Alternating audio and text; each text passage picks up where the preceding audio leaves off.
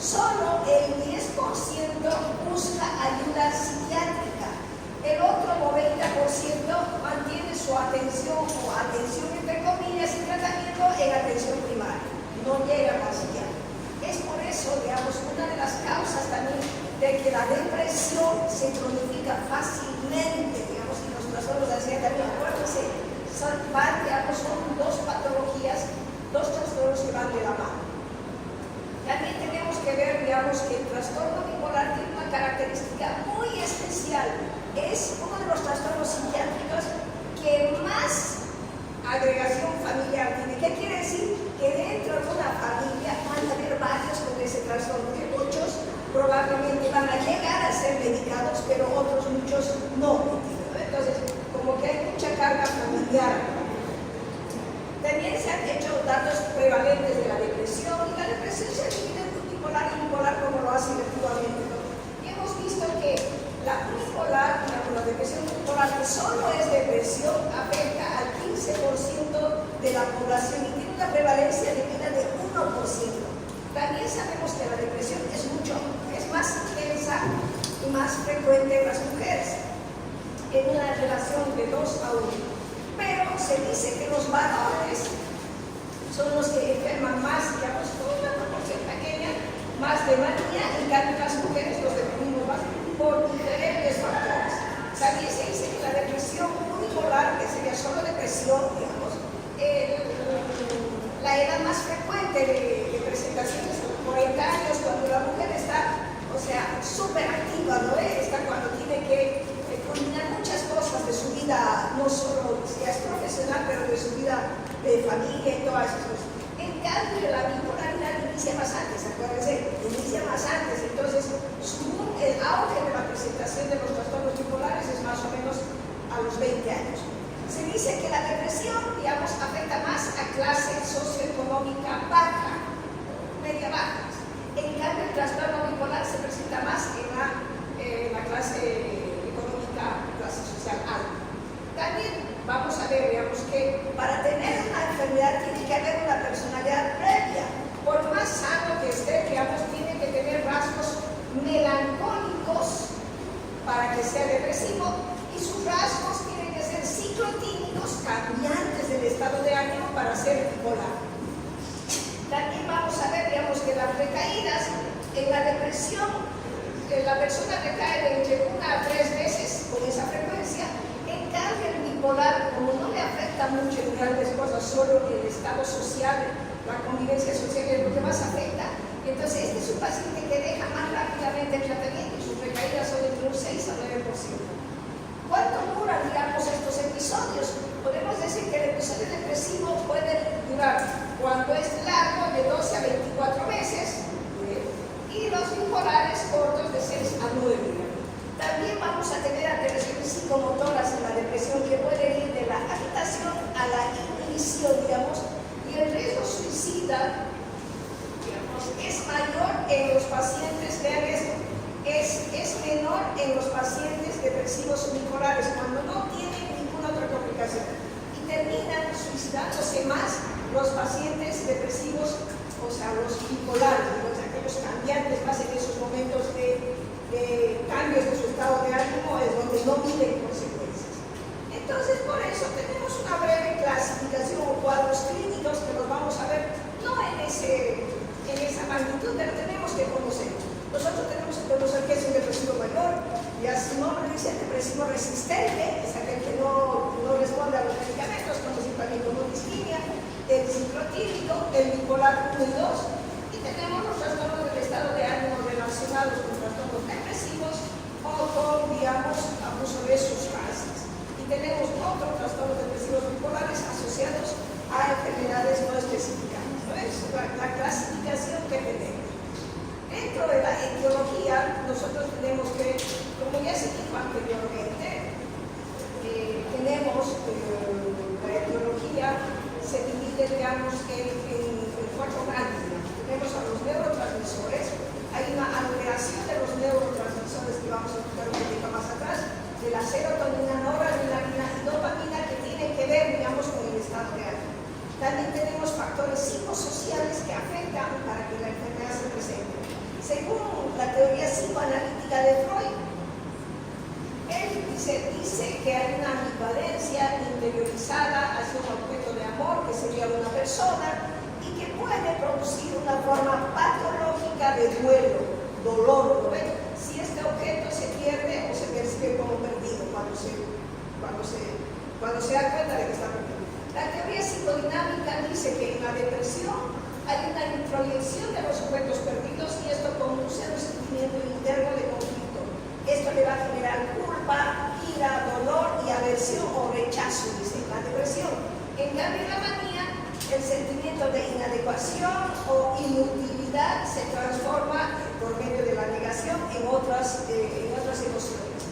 Tenemos la teoría cognitiva que habla de la triada cognitiva de Aaron Beck, donde el ser humano tiene una percepción negativa de sí mismo, tiene una interpretación negativa de la experiencia que está viviendo y tiene una percepción negativa del futuro, o sea que todo lo ve negro. A esto se aumentan, digamos, acontecimientos estresantes de la vida diaria, como ser, digamos, los factores psicosociales, ambientales, tales como acontecimientos que pueden causar cambios neuronales permanentes, que pueden llevar a predisponer a una persona a episodios posteriores de un trastorno del estado de ánimo. Por eso es importante saber, digamos, que también dentro de la etiología nosotros tenemos que buscar factores desencadenantes. Sabemos que, digamos, hay una depresión estacional, hay una influencia hormonal, digamos, y obviamente también van a haber, digamos, síndromes depresivos por alguna razón, digamos, externa.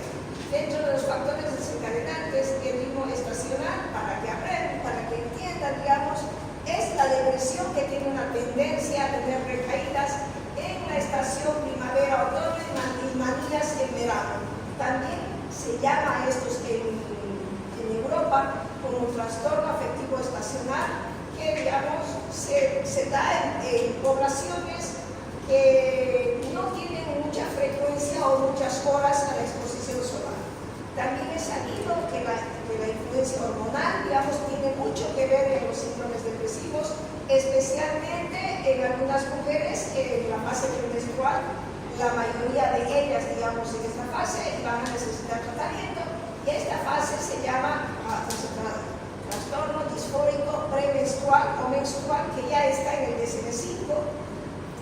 También tenemos los síndromes depresivos periparto, que es por un brusco descenso de los estrógenos, que tiene, digamos, un debut máximo en lo que es la psicosis puerperal después de haber dado a luz a su bebé, digamos, después del parto, y esto puede presentarse, digamos, con un alto índice de suicidio e infanticidio, digamos.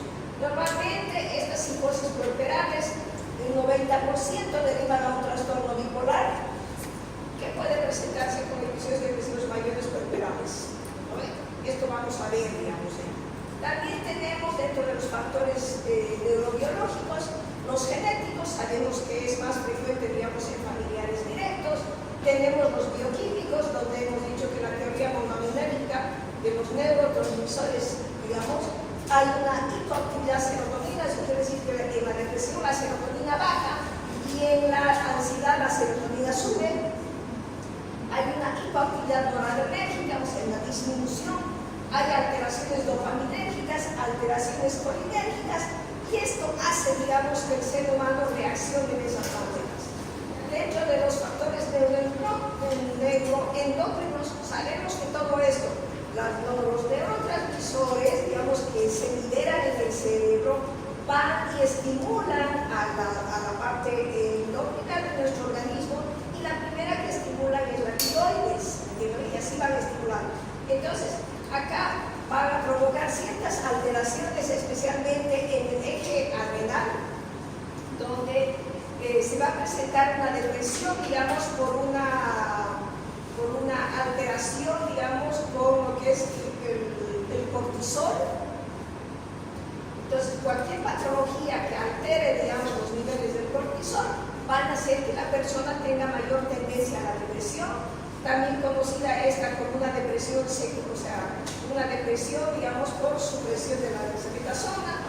También tenemos el eje tiroideo, que van a presentar algunas alteraciones que se relacionan con trastornos afectivos, especialmente más en el hipotiroidismo, cuando hay alteraciones de la gonadotrofina, de la prolactina, de la melatonina, etc., conociendo que la melatonina es la hormona del sueño, por eso hay alteraciones del sueño.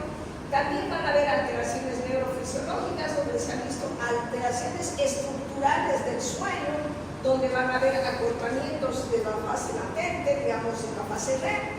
Obviamente, también vamos a ver que hay privación del sueño, digamos, como tratamiento para los pacientes con depresión mayor, digamos, para potenciar los antidepresivos. También hay factores neuroanatómicos que van a presentar alteraciones estructurales, especialmente una dilatación del ventrículo, una reducción del tamaño del lóbulo frontal y del núcleo caudado, y también puede haber una hiperactividad del sistema límbico, lo que va a llevar, digamos, a que la persona se pueda deprimir o tener un trastorno bipolar. También tenemos factores psicosociales, los cuales hay diversas teorías. Entonces, acá lo que nos indican es que siempre en la depresión o la bipolaridad va a haber, digamos, una personalidad previa. Si hay personalidad previa, y esta personalidad previa más un factor social estresante, estos van a dar este factor estresante puede ser cualquier acontecimiento vital negativo. Esto va a llevar, digamos, a alterar a la persona, provocando un trastorno adaptativo con síntomas depresivos.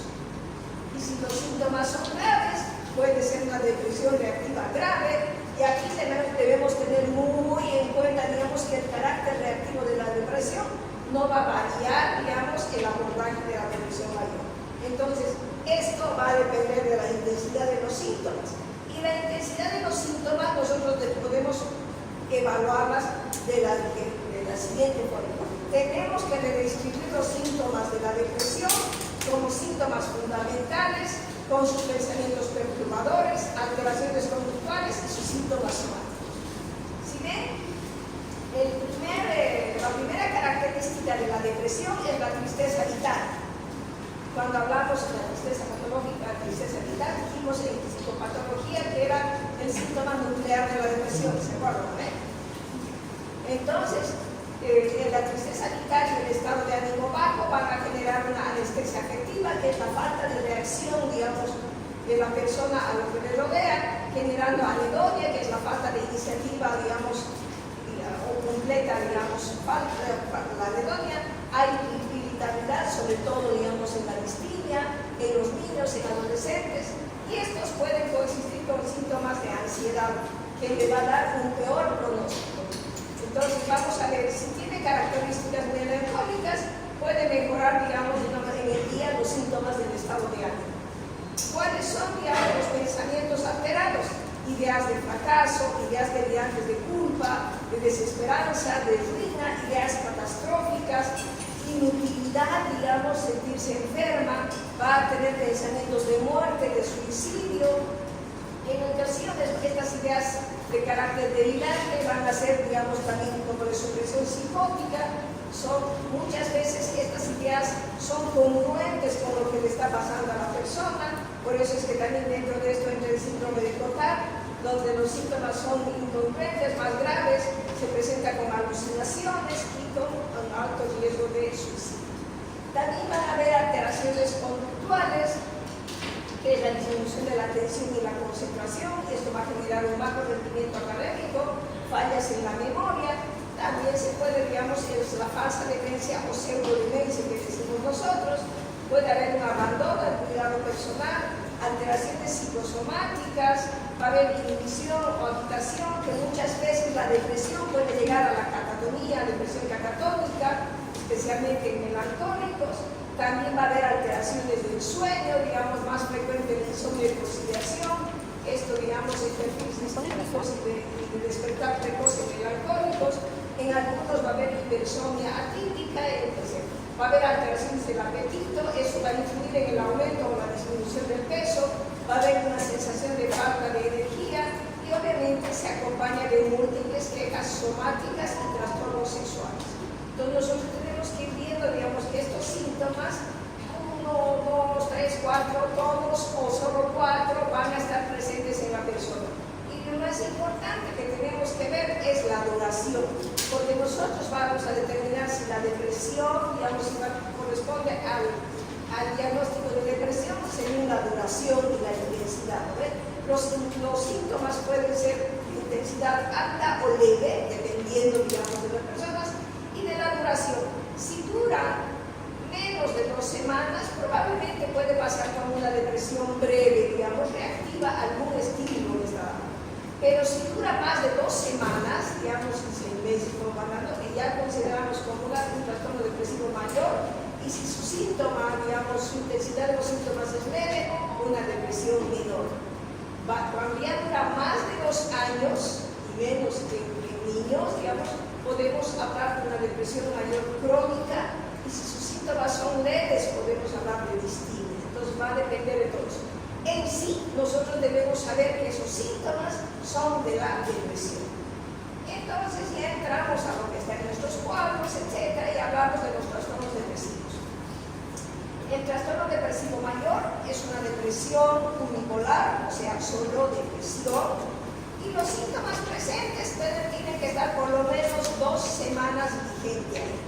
Es más frecuente en mujeres y los síntomas se van a ir agravando durante las mañanas. Esto va a provocar retraso psicomotor, agitación, muchas veces se va a acompañar de alucinaciones y delirios, y este tipo de trastorno depresivo mayor se va a presentar más o menos, como decía adelante, a los 40 años, digamos, más frecuente en la mujer. Pero también este trastorno depresivo tenemos que ver, digamos, si tiene especificadores para trastorno depresivo. Si el paciente era melancólico, hay que ver el patrón estacional, si ha sido durante el inicio del periparto, si tiene características atípicas, si se acompaña de problemas de memoria, o sea, la pseudodemencia, si esta depresión es en niños, qué características psicóticas tiene, si se acompaña con ansiedad o con catatonía, nosotros tenemos que ir viendo. ¿Cuál es la clínica que vamos a ver, digamos, en los melancólicos? Los melancólicos van a presentar una falta de interés y placer en las actividades habituales en general, van a tener una respuesta deficiente a actividades agradables, un estado de ánimo depresivo diferente a la reacción habitual a eventos estresantes. Su estado de ánimo de los melancólicos empeora por la mañana pero mejora por la tarde, va a tener trastornos del sueño con despertares en la madrugada, va a haber una pérdida de apetito y de peso y obviamente sentimientos inadecuados de culpa y remordimiento.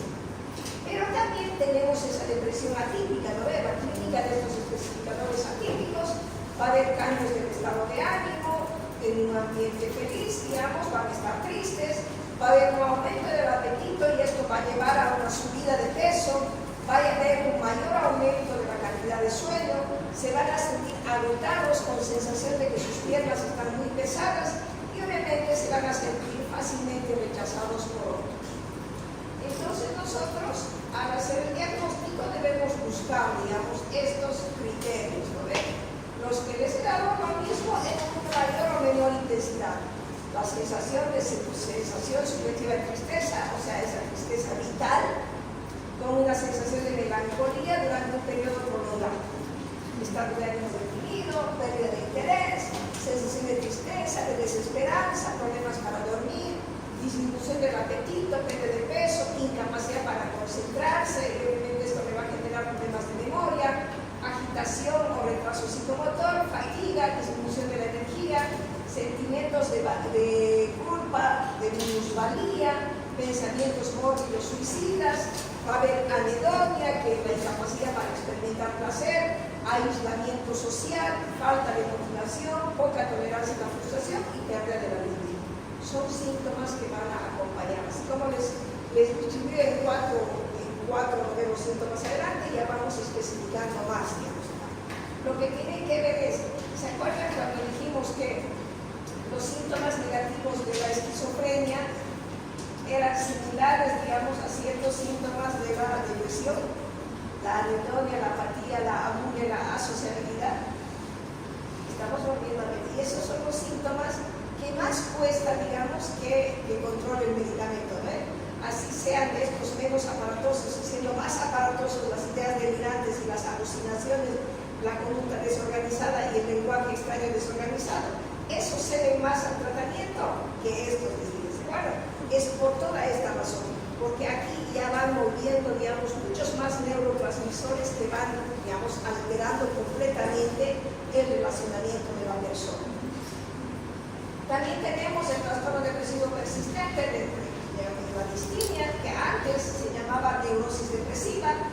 Es menos grave que el trastorno depresivo mayor, es más frecuente en mujeres, en personas con antecedentes de estrés, y los síntomas empeoran en el transcurso del día. La distimia inicia más o menos entre los 20 y 35 años de edad, y los síntomas, aparte de la depresión, todo incluyen falta de apetito, problemas de sueño, fatiga, baja autoestima, concentración deficiente y sentimientos de desesperanza. ¿Cuál es la clínica del trastorno depresivo persistente? Ya vamos hablando de otro, ¿ves? Tendencia a caer fácilmente a la depresión, tiene poco entusiasmo por vivir, se inclina más, digamos, por un estado de ánimo sombrío, morboso, siempre va a tener una conducta pesimista, autocrítica, tiene una baja autoestima, tiene un temor a la desaprobación, indecisión, es suspicaz y se va a mantener con un estado paranoico. El ciclotímico, menos grave, va a presentar periodos alternantes de hipomanía y depresión moderada. Es crónica, pero no psicótica la ciclotímica. Y los síntomas están al menos durante 2 años, se presenta tanto en hombres y mujeres. Es de inicio insidioso y, digamos, más o menos está presente entre la edad, al final de la adolescencia y la edad adulta. ¿Cuáles son los síntomas del trastorno ciclotímico? Pueden presentar numerosos episodios en ciclotímico de hipomanía y depresión durante esos 2 años, y ningún episodio depresivo mayor o maníaco durante estos. Los síntomas persisten la mayor parte del tiempo y están ausentes por no más de 2 meses seguidos. Son características fenomenales. El trastorno disfónico premenstrual inicia después de la ovulación y remite en la menstruación. Comienza en la última semana del ciclo menstrual. La paciente se presenta con una variabilidad del estado de ánimo, va a tener subidas y bajadas, llantos repentinos, falta de concentración, fatiga, cambios en su apetito, cambios en el sueño y muchos síntomas físicos, como si estuviera embarazada, sensibilidad mamaria, hinchazón, distensión abdominal. O sea que va a estar muy irritable a punto de explotar. Y esa fase las mujeres. Volvemos un poquito para recordar los criterios diagnósticos para depresión mayor. Debemos tener, digamos, estos síntomas siguientes: ánimo depresivo, pérdida de interés, pérdida o aumento de peso, insomnio y hipersomnia, agitación o enlentecimiento, fatiga o pérdida de la energía, sentimientos de inocuidad, de culpa, disminución de la capacidad para pensar, concentrarse, indecisión, pensamientos recurrentes de muerte, de suicidio, planes o tentativas de suicidio. Son los síntomas.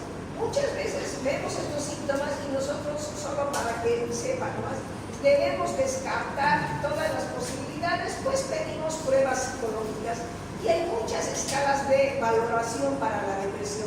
Puede ser la de Beck, la de Zoom, tenemos la de Montgomery, Asberg, la de Jung, etcétera, que nos van a ayudar, digamos, a ver el grado de depresión que tiene y el grado de afectación que tiene por estos síntomas depresivos. También se sigue utilizando el test de Rorschach, que es muy bueno, digamos, para ver y calificar también ciertos parámetros. El test de la percepción temática, que es una serie de 30 imágenes que van a representar algunas cosas muy personales.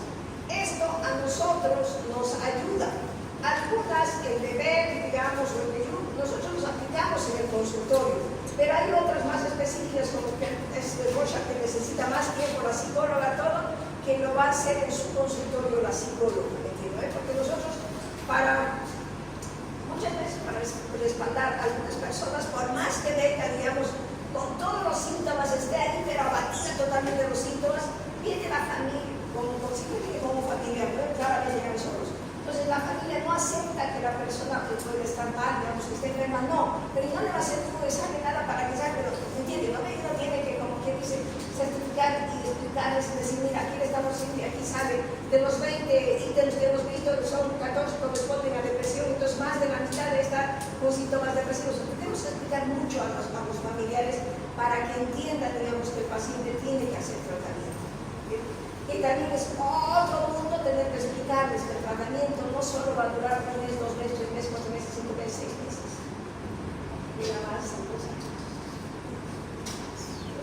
9 meses. Esas son las importantes. Los trastornos depresivos, un 15% van a llegar a cometer suicidio, un 75% de los pacientes tienen un segundo episodio depresivo, y este episodio depresivo, en la mitad puede recuperarse, el 30% lo hace parcialmente y el 20% es el que se cronifica. Los pacientes depresivos con ideación suicida deben ser hospitalizados ante el menor indicio de riesgo. En el tratamiento nosotros vamos a ver, ¿no? El trastorno depresivo.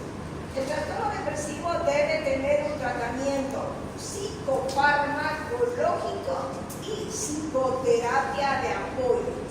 En el 70 a 80% de los casos el tratamiento es más efectivo cuando va la farmacoterapia más intervenciones psicoterapéuticas. En la depresión leve se debe realizar la terapia cognitivo-conductual, enseñarle a la persona a que aprenda a lidiar con esas cosas que le están pasando. Entonces, dentro del tratamiento del trastorno depresivo, nosotros usamos los antidepresivos, que también son medicamentos que se usan en la ansiedad, en el ataque de pánico, en el trastorno obsesivo-compulsivo, etc. Debemos verlo. En el psicofarmacológico, nosotros vamos a utilizar 3 tipos de medicamentos. Tenemos, no está aquí, está más atrás, tenemos los tricíclicos, y dentro de los tricíclicos tenemos la amitriptilina, imipramina y clomipramina, 3 medicamentos. Tenemos los inhibidores selectivos de la recaptación de la serotonina, los ISRS, que son los que más utilizamos, fluoxetina, paroxetina, sertralina, citalopram, escitalopram. Los duales tenemos la venlafaxina, desvenlafaxina y la duloxetina, y tenemos los otros que son mixtos, la mirtazapina y la bupropión, digamos, que son medicamentos usados. Los inhibidores de la monoaminoxidasa, el otro grupo no lo utilizamos porque no tenemos el Bolivia. Yo soy psiquiatra hace 27 años y no lo he conocido en Bolivia, pero sí tenemos. Entonces, nosotros debemos utilizar, no se olvide que el paciente depresivo también está con ansiedad, con insomnio, hay malestares físicos en cualquier lado, entonces debemos ver si hay insomnio, probablemente, digamos, si el origen es ya conocido, podamos utilizar Solmidex como un inductor del sueño, o la mirtazapina, que es un antidepresivo, digamos, antidepresivo hipnótico, que se puede utilizar. En la ansiedad, no se olviden, tenemos que utilizar también antidepresivos y ansiolíticos, y tenemos que ir viendo, digamos, todo esto. Ahí están las alternativas de tratamiento del grupo. Los medicamentos que tenemos son estos en Bolivia, miren. Tenemos el citalopram, que viene en comprimidos de 20 miligramos, con todos esos nombres que se los voy a pasar para que vayan viendo y que tengan que tener, porque al final yo les voy a preguntar nombres de medicamentos, ¿no ven?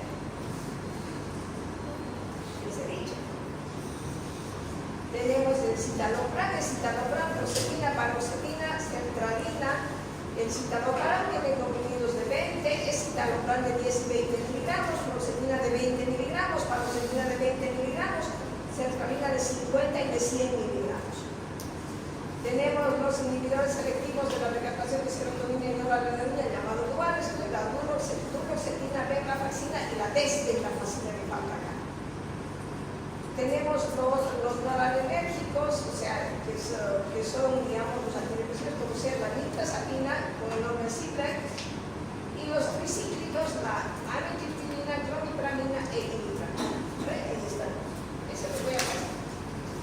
Entonces, ya saben, el tratamiento tiene que ser, digamos, un tratamiento de acuerdo, digamos, a los síntomas y respuesta que tienen ellos.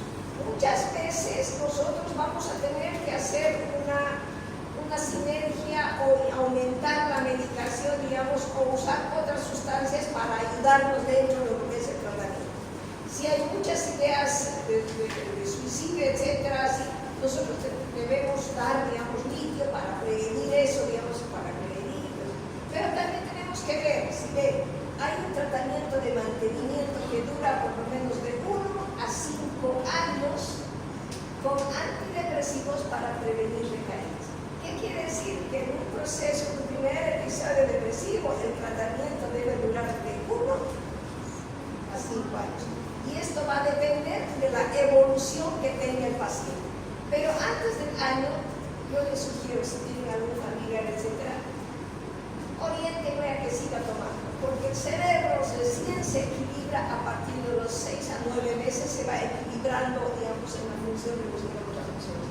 Puede que los síntomas se pierdan, se atenúen, pero sigue, digamos, la alteración de los neurotransmisores adentro.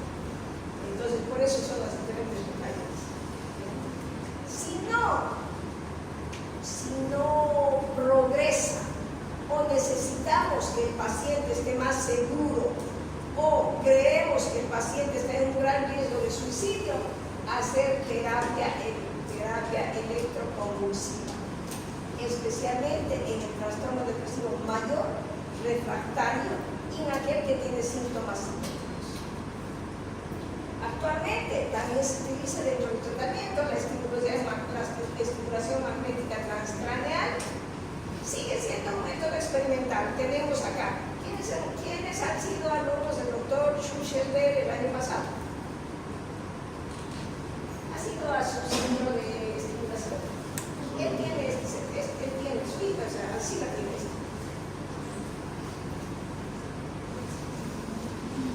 Sigue, digamos, siendo experimental, pero se dice que tiene una muy buena funcionalidad.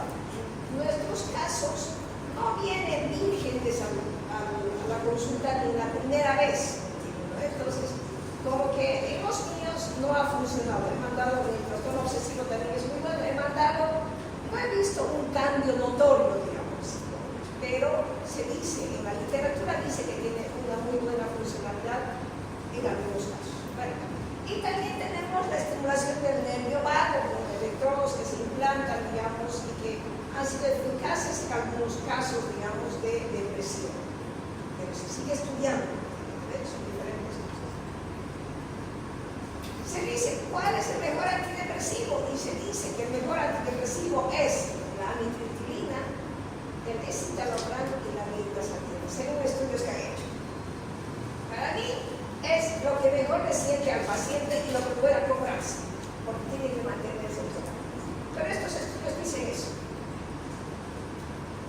Entonces, ya tenemos el tratamiento psicofarmacológico, ahora la psicoterapia de apoyo, que puede ser cognitivo, conductual, interpersonal, de orientación psicodinámica, familiar, grupal y terapias de apoyo, que tienen que darse, digamos, en el paciente. Entonces, siempre ir con las dos terapias, ¿ya? Farmacológica y psicoterapia de apoyo.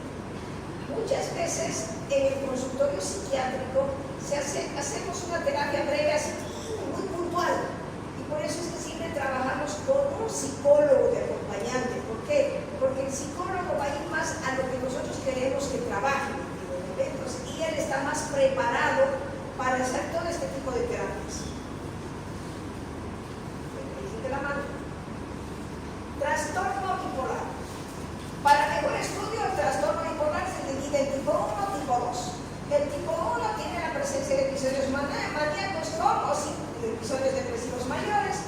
El tipo 2 tiene por lo menos la presencia de un episodio depresivo con o sin episodios hipomaníacos. ¿Cuáles son los tipos de síndromes maníacos que vamos a ver en la clínica? En episodios maníacos, aquellos que duran más de una semana con intensidad suficiente para deteriorar el funcionamiento del paciente. ¿Qué es lo que más afecta en el trastorno bipolar? No va a afectar que esté hablador, que esté locuaz, que esté reilón, etc. No. Lo que le afecta es todas las cosas irregulares que hace ante la sociedad, entonces la parte social es lo que más afecta en el paciente bipolar, ¿entendés? Porque no se va a controlar él y no va a decir cualquier cosa directamente, no va a tener el filtro que tenemos los demás para no decir lo que estamos pensando muchas veces, no ve a alguien que nos está hablando mal, lo que sea, ya este no va a tener filtros. Entonces se va a deteriorar el funcionamiento del paciente. Y obviamente vamos a ver, digamos, que los síntomas deben durar más de una semana. Los episodios hipomaníacos pueden durar más o menos 4 días o un poquito más. Son formas leves que permiten un funcionamiento más o menos normal, digamos. Ahora, y que los hipomaníacos muchas veces son de difícil diagnóstico. Ya viene el paciente cuando se ha metido en muchos problemas legales, porque se hace tan irrespetuoso, etcétera, entonces le falta normalmente, digamos, a los hombres. Pero también tenemos síndromes maníacos mixtos, que es una combinación, digamos, con síntomas depresivos, y tenemos ahí el trastorno bipolar 1, que es episodio de depresión mayor más episodio maníaco, el trastorno bipolar 2, que es un episodio de depresión mayor más episodio hipomaníaco, y también vamos a ver, digamos, casos sospechosos de bipolaridad en episodios depresivos mayores, en pacientes con antecedentes familiares, trastorno bipolar, en manía o hipomanía secundaria antidepresivos. Los antidepresivos hacen un switch, hacen mirar al paciente a una fase maníaca o hipomaníaca. En los episodios hipomaníacos, pero que no cumplen los criterios completos, en la hipomanía con episodios de depresión mayor, en los ciclotímicos. Y también tenemos manía secundaria a fármacos. Así como puede haber depresión causada por fármacos, igual van a haber, digamos, manías causadas por fármacos. Entonces hay que ver, digamos, cualquier paciente que les venga en caso maníaco mayor de 45 años sin antecedentes psiquiátricos, posibles causas de su manía van a ser enfermedades neurológicas, ya sea infecciosas, digamos, o ya sea la neurosífilis, etcétera, que causen una inflamación del cerebro. O endócrinas, el hipertiroidismo también nos va a provocar casos hipermaníacos de hipomanía o manía, infecciones, tóxicos, fármacos, digamos, nos van a ver. Los antiparkinsonianos en las personas sensibles pueden provocar, digamos, síntomas psicóticos con más frecuencia y manías con menos frecuencia, pero igual pueden provocar dependiendo de la sensibilidad. Entonces tenemos, dentro de lo que es la manía, fármacos, que tenemos que tener, digamos, que estos fármacos pueden presentar, digamos, tanto un trastorno bipolar tipo 1, tipo 2, o solo trastorno bipolar, digamos, y los antidepresivos que van a ir. Sí o sí, nosotros debemos ver toda esta situación. Entonces, cuando nosotros queramos hacer un examen, un análisis, una evaluación del paciente con manía, con un episodio maníaco, rápidamente debemos ver, digamos, hacer solo de pasadas, vamos a ver, digamos, el aspecto general de su comportamiento. Su aspecto general va a ser, digamos, muy diferente, muy extravagante, y el comportamiento que va a tener también va a ser muy extravagante, digamos, del paciente maníaco. Va a estar alterado el afecto, el estado de ánimo, el habla, el lenguaje va a ser muy verborreico, muy hablador, digamos así, rapidísimo, y su contenido y el proceso del pensamiento van a cambiar. Entonces el proceso del pensamiento se va a hacer más acelerado, va a haber una producción de más ideas, digamos, y esto va a generar una fuga de ideas. El paciente no va a tener un buen juicio ni muy buena introspección, o sea, no se va a autoanalizar de lo que está haciendo mal, entonces, para él no está mal todo lo que está haciendo. Y realmente su juicio va a estar, digamos, debilitado también, sí. Solo, digamos, una declaración así, cuando lo vemos al paciente, ¿entiendes? Porque uno va a notar, digamos, es clarísimo cuando el depresivo está encaradito en 5 días, digamos. Pero el maníaco está pues exacerbado. ¿Cuál es el estado, digamos, los síntomas del episodio maníaco y del hipomaníaco? El maníaco, su estado de ánimo está elevado, está expansivo, está irritable, hay un aumento de la autoestima, tiene sentimientos de grandeza, no tiene mucha necesidad de dormir, para él 2 a 3 horas son suficientes, está verborreico, con deseos de seguir hablando, hay taquipsiquia, pensamiento acelerado, y la taquipsiquia se acompaña de taquicardia, ¿no ves? Lenguaje acelerado. Se distrae con gran facilidad, es incapaz para enfocarse, en cuanto a sus gastos son excesivos, especialmente en actividades placenteras, sexo, juegos al azar, gasta lo que tiene y lo que no tiene, y tiene una capacidad muy grande, digamos, para enredar a las personas y conseguir que las otras personas le den. Esto va a generar un deterioro grave de su funcionamiento ocupacional y social, y es lo que más, digamos, llama la atención, y por eso pierde sus trabajos. ¿Cómo es la clínica del episodio hipomaníaco? El estado de ánimo es expansivo, es elevado, es irritable, pero de menor duración que el estadio maníaco. Hay aumento de la estima, sentimientos de grandeza, hay menos necesidad de sueño, está verborreico, con deseos de seguir jugando, taquipsiquia, se distrae fácilmente, es incapaz para enfocarse, concentrarse, de su dedicación, un gasto excesivo en actividades placenteras, sexo, juegos del azar, es menos grave que la manía y sin cambio significativo del funcionamiento cotidiano. No se dan mucha cuenta, digamos, en el comportamiento, salvo cuando ya ha exagerado. ¿Cuál es la evolución del pronóstico del trastorno bipolar? El 90% de los pacientes presentan al menos otro episodio afectivo de cualquier polaridad, y la mayoría de estos pacientes presentan episodios depresivos, hipomaníacos y maníacos. El trastorno bipolar tipo 1, a los 5 años, menos del 20% de los pacientes bipolares consiguen un buen funcionamiento social y ocupacional. El trastorno bipolar 2 es algo mejor. El 50% de los pacientes realizan un intento de suicidio, y entre el 10 al 20% se suicidan. Pero estos se suicidan porque llegan al extremo, digamos, de no prever las consecuencias de sus actos. Entonces, por impulsividad. ¿Cuál es el tratamiento del trastorno bipolar? Pues es biológico y es psicológico. Dentro del biológico, entonces, primero nos hablamos del tratamiento farmacológico. Los pacientes con enfermedad recurrente de trastorno bipolar, el tratamiento tiene que ser, digamos, un tratamiento bien y de mantenimiento. Y durante este tratamiento a largo plazo se requiere, digamos, el seguimiento del laboratorio, como ser, o sea, la litemia para ver cómo está. En el psicológico es muy importante la psicoterapia, junto con los psicofármacos, que es muy eficaz, sola no, y obviamente se indica al paciente que está experimentando, o sea, no está indicado en pacientes maníacos porque no nos van a hacer caso, pero una vez que controlamos la manía, ya el paciente puede entrar, digamos, a psicoterapia de apoyo. En el biológico, el tratamiento de primera línea, litio, está primero, ya después viene el ácido valproico, la olanzapina, todos los medicamentos. Como estabilizadores del estado de ánimo, nosotros tenemos al litio, el ácido valproico, la carbamazepina, la gabapentina, la lamotrigina, el topinamato, etc. Son medicamentos que vamos a usar, pero de primera línea usamos el carbonato de litio.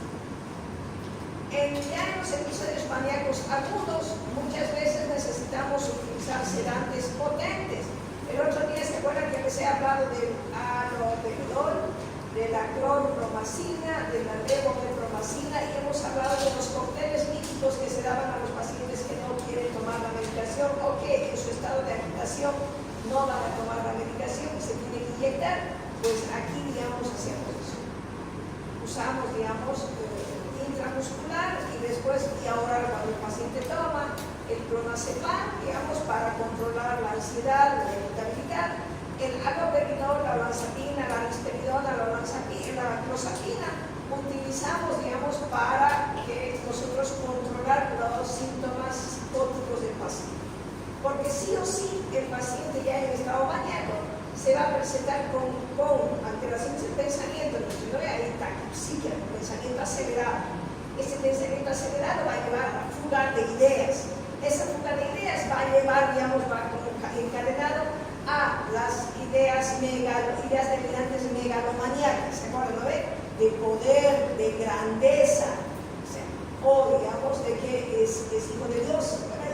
Esas son las ideas delirantes que más acompañan al trastorno bipolar. Entonces tenemos que ir a controlarnos. Como les dije, el litio es el pilar del tratamiento del trastorno bipolar. Antes de dar hay que hacer pruebas, hemograma, etc. Y las dosis deben concentrarse, digamos, en las dosis en sangre, digamos. Y la concentración de litio no puede pasar de 0,8, que es lo básico, a 1,2 equivalentes. Si el litio, el dosaje en sangre aumenta de 1,2, entonces nosotros ya estamos entrando en un estado de toxicidad y el litio puede llevarnos a la muerte. Porque rápidamente pasa de la dosis óptima a la dosis letal. Por eso es muy importante hacer esto. Y dentro de esto nosotros debemos ver, paciente que toma litio, el litio es una sal. El paciente que toma litio va a tener más sed, puede haber poliguria, temblores, una sensación de gusto metabólico. Cuando ya sube la concentración puede haber engordamiento cognitivo, malestar gastrointestinal, edemas, en ese caso hay que cortar los vómitos, hay que cortar directamente. Tenemos el ácido valproico, como el valproex, etc. También vamos a utilizar, igual hay que hacer análisis para ver su grado de toxicidad y tenemos libre. Tenemos la carbamazepina, que es otro producto que vamos a ver, digamos, dentro del trastorno bipolar, que tiene muy buena acción y se puede hacer interacciones, digamos, con otros fármacos. Tenemos la lamotrigina, la gabapentina, que son anticonvulsivantes, que tienen muy buenas propiedades antidepresivas, antimaníacas, y que obviamente tienen funcionan como grandes estabilizadores de desvalo de ánimo. Estos dos productos no necesitan, digamos, vigilancia de la sangre, pero pueden tener algunos efectos secundarios. Luego tenemos el tratamiento combinado, que muchas veces nuestro paciente no va a ceder solo a litio, entonces hacemos, dependiendo del caso, combinaciones de litio, de ácido valproico, se ven bien, litio, carbamazepina o carbamazepina y ácido valproico se ven muy bien. Y aquí, pues, añadimos los antipsicóticos para poder sedarlos más. Si el paciente no responde al tratamiento en un tiempo prudente, se hace la terapia electroconvulsiva, especialmente en los casos refractarios o incipientes. El apoyo psicológico es muy importante. El psicólogo va a hacer terapia cognitivo, no en la manía, en la hipomanía. No hay que bajar de la manía a la hipomanía para que vaya al psicólogo. Hace terapia cognitivo-conductual, también hace terapias de orientación psicoanalítica, terapias de apoyo, terapias grupales, digamos, y terapias familiares. Es muy importante, digamos, hacer terapias familiares porque la familia tiene que saber y tiene que entender, digamos, por qué el paciente está así para que lo pueda apoyar también. Porque muchas veces la cronicidad del caso, etcétera, o que el paciente se descontrole, depende mucho de la familia. Así como hay depresión, digamos, en los adultos, también vamos a tener, digamos, depresión o trastornos del estado de ánimo en niños y adolescentes. Igual los niños se deprimen, hacen depresiones mayores, distintas, o enfermedades bipolares, muchas veces maníaco-depresivos. Entonces, la depresión en los niños, igual, digamos, vamos a ver, digamos que hay factores. Los niños están más expuestos, para que vean, a factores de vulnerabilidad genéticos, historia de patrones nocturnos en los padres, que son del sexo femenino, más o menos púberes, que es postpuberal, digamos, que tienen antecedentes de síntomas depresivos, antecedentes de abuso físico y sexual en la infancia, especialmente en el sexo femenino, etc. Y tenemos factores directamente, digamos, implicados en el comienzo de la depresión, conflictos de los padres, desestructuración familiar, acoso, humillación, situaciones de abuso físico, emocional, sexual, consumo de tóxicos, hacen que el niño o niña, adolescente, también se deprime. Entonces, ¿cómo es los síntomas? Los niños de 6 a 12 años van a presentar casi los mismos síntomas: anedonia, irritabilidad, aburrimiento, ansiedad, disminución de la concentración, bajo rendimiento académico. Ellos no dicen estoy deprimido, estoy mantenido, ¿no ven? Ya los chicos más grandes, anedonia, apatía, enlentecimiento motor, fatiga, dinamia, minusvalía, irritabilidad, hostilidad, y dentro de los síntomas neurovegetativos, cambios del sueño, aumento del apetito, conductas autolesivas. También hay distimia en los niños, estado de depresión persistente con una duración mínima de 1 año, niños y adolescentes. No debe estar asintomático más de 2 meses y debe presentar 2 semanas los siguientes. El niño, más que depresión, más que síntomas, va a presentar cambios del apetito, cambios del sueño, disminución de la energía, baja autoestima, dificultad para tomar decisiones, para concentrarse, sentimientos de desesperanza. Si ven, los síntomas van siendo así en los niños. Igual los niños se hace diagnóstico, digamos, de acuerdo a los síntomas. También el tratamiento, tenemos que primero hacer psicoeducación, digamos, del paciente. Igual ya hay productos, digamos, que están aprobados por la FDA para que usemos en los niños. La fluoxetina, el escitalopram, digamos, que podemos dar. Hacemos terapia psicológica también en los niños. Hay muchas veces hemos hospitalizado a un niño de 8 años, digamos, pero ya porque también los problemas familiares eran tan fuertes que prácticamente todo caía sobre él. Hospitalizar a un chico de 8 años ya es mucho. No he llegado a hacer terapia electiva, inclusive el niño pequeño, mi más pequeño ha sido de 16 años, era una chica psicótica. Entonces, también hay trastorno bipolar en los niños.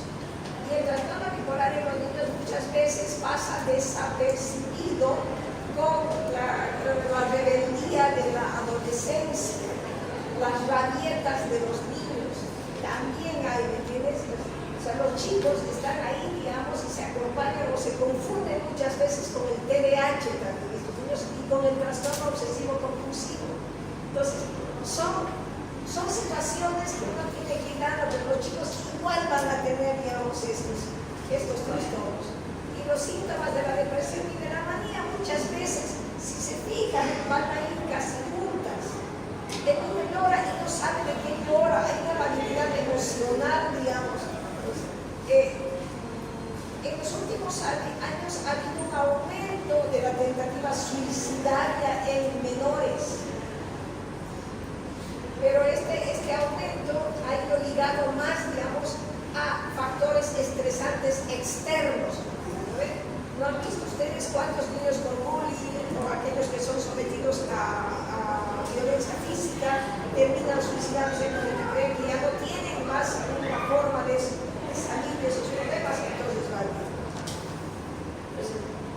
Para hacer un diagnóstico, digamos, de un niño es muy importante la frecuencia, la intensidad, el número de los síntomas y la duración de los síntomas que tenemos que ir viendo, digamos, en estos pequeños.